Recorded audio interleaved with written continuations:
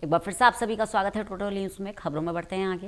प्रदेश में एसआईआर को पूरी तरह अमली जामा पहनाने के लिए अभियान की तारीख को 10 दिन और बढ़ा दिया गया है। पर सत्यापन में अभी तक कुल 2 करोड़ 6 लाख वोटर्स में से 33 लाख 36 लाख वोटर कम मिले हैं, यानी कि 16.19%। इस तरह सत्यापन में 1,85,000 मतदाता डुप्लीकेट मिले हैं, यानी जिनके 2 जगह वोट बने हुए हैं। इन 1,85,000 डुप्लीकेट वोटर्स में 78% दिल्ली एनसीआर के हरियाणा के 14 शहरों के हैं। मतलब चुनाव में बाहर से आए कुछ लोग यहाँ वोट डालते हैं फिर लौट जाते हैं। देखिए रिपोर्ट।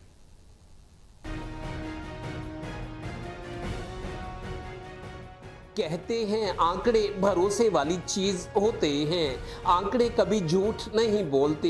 एसआईआर में आए आंकड़ों में खुलासा हुआ है कि मतदाता सूचियों के सत्यापन में जो 1,85,000 वोट डुप्लीकेट पाए गए हैं, यानी जिन मतदाताओं के 2 जगह वोट मिले हैं, इन 1,85,000 वोटों में से 78% वोट दिल्ली एनसीआर में पड़ने वाले हरियाणा के 14 जिलों से हैं। इनमें सबसे ज्यादा डुप्लीकेट वोट गुरुग्राम और फरीदाबाद में मिले हैं, यानी जो औद्योगिक शहर हैं। गौरतलब है कि कुल 2 करोड़ 6 लाख पात्र मतदाता हैं, यानी जिन्हें वोट डालने का अधिकार है। इनमें से 33,36,000 वोटर्स कम हुए हैं।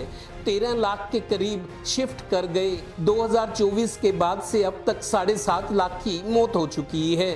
11 लाख वेरिफिकेशन के टाइम एब्सेंट मिले हैं।